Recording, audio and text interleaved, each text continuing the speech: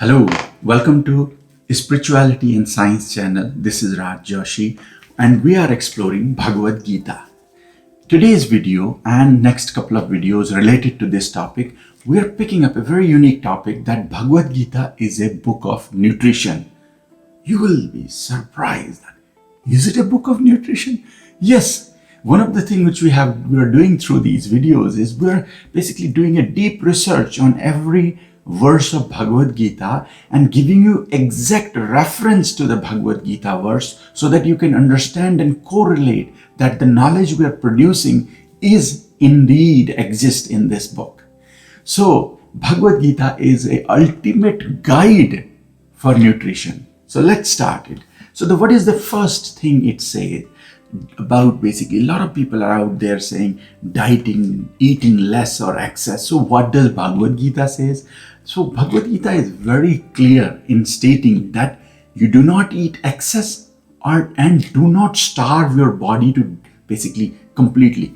It does not help to develop the control of mind.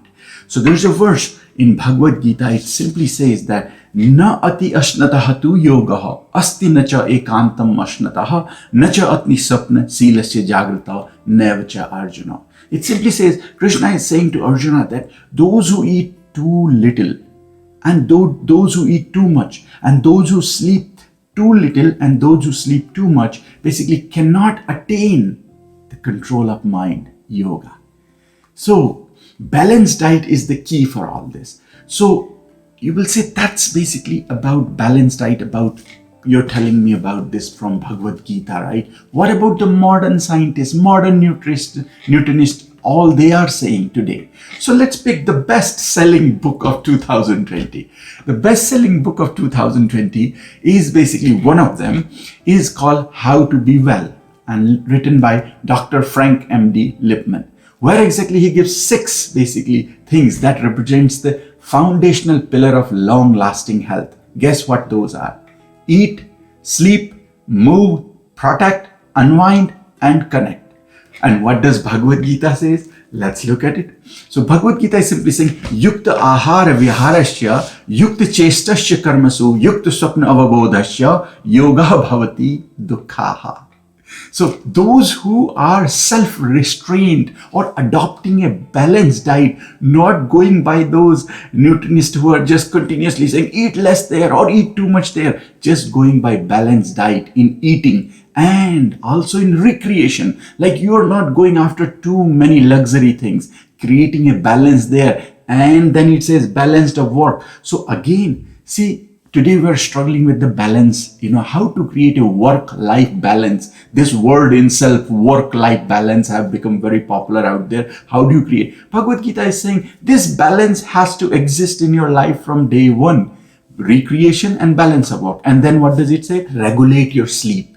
This can mitigate all sorrows by practicing. And that's really where you develop the control of mind. So basically, whatever Dr. Lipman and many more nutritionists and psychologists and positive thinkers are saying today, this book already has it in it. So this is just the 2 verses I have given you. So this knowledge exists thousands of years old. So in next videos, we're going to explore them in detail. But if you want to just get a quick summary of what exactly in summary we are trying to say this book says, then regulate, number 1, regulate your eating with balanced diet. No excessive eating and no excessive dieting should be done for the good health. We should eat what type of food? Juicy, nourishing, succulent, and naturally tasteful food. And enjoy food with all 5 senses. Touch, taste, smell, seeing, and hearing.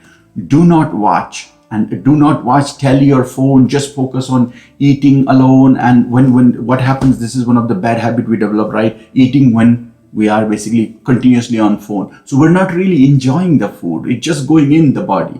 So chew every bite 20 to 40 times. Always cook fresh food and avoid eating stale food to maintain, and then hygiene should be maintained at the very high level. What we're simply saying in here is that the culture of bhog, we're going to explore that as well. What bhog has a deep science behind as well. And in the end, all I can say, they're just saying that taste everything and eat nothing. We'll see you in the next video. Thanks for watching this.